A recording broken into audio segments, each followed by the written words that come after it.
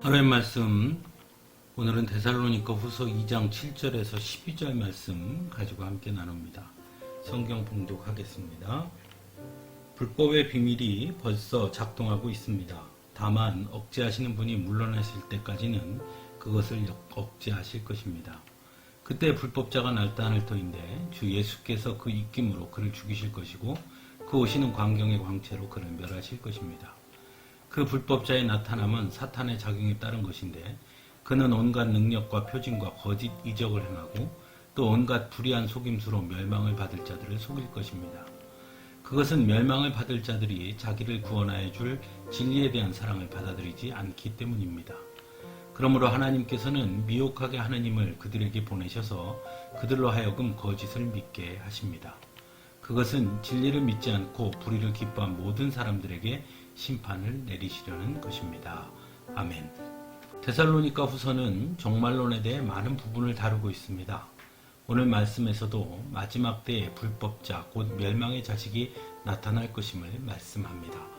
그는 온갖 능력과 표징과 거짓 이적을 행하고 또 온갖 불의한 속임수로 멸망을 받을 자들을 속일 것이라고 전합니다.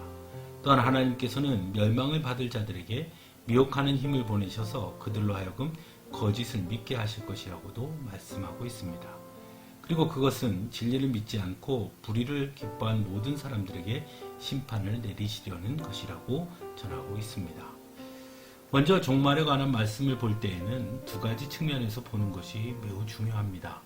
하나는 근원적인 종말에 관한 말씀으로 이해하는 것과 또 하나는 성경이 쓰여진 당시의 배경 속에서 종말을 이해하는 것입니다. 그런 의미에서 데살로니가 후서가 쓰여질 당시 배경을 이해하는 것이 먼저이고 중요합니다. 우리가 잘 아는 것처럼 데살로니가 후서가 쓰여질 당시는 로마의 핍박이 극심할 때입니다. 그런 의미에서 본문에서 말하는 불법자는 1차적으로 로마의 황제라고 할 수 있습니다. 그리고 멸망을 받을 자들은 바로 로마의 황제의 편에서 성도들을 핍박하는 일에 가담하는 사람들이라고 할 수 있습니다. 결국 오늘 본문의 1차적인 의미는 비록 지금은 로마의 황제가 강하고 그들이 승리하는 것 같고 또한 로마의 황제의 편에서 성도들을 핍박하는 자들의 권세가 영원할 것처럼 보인다 하더라도 결국 그들은 멸망하게 될 것임을 전함으로써 핍박 가운데 있는 성도들에게 소망을 전하는 것이 1차적인 목적이라고 할 수 있습니다. 그리고 우리가 잘 아는 것처럼 하나님은 오늘 말씀대로 결국 역사 속에서 로마를 굴복시키신 것을 우리는 보게 되지요. 그렇다고 상황적인 것만으로 이해하는 것으로 그쳐서는 또한 안 됩니다. 왜냐하면 하나님의 말씀은 지금도 여전히 유효한 말씀이기 때문입니다. 그래서 또 하나의 측면인 근원적인 종말의 의미에서 보는 것 역시 매우 중요합니다. 근원적인 종말의 의미에서 오늘 말씀은 세 가지를 전합니다. 먼저는 마지막 종말 때에는 불법자가 등장한다는 것입니다. 그리고 그 불법자가 승리하는 것처럼 보일 것이라는 것입니다. 그래서 예수님도 마지막 때에 믿는 자를 볼 수 있겠느냐고 말씀하시기도 했지요.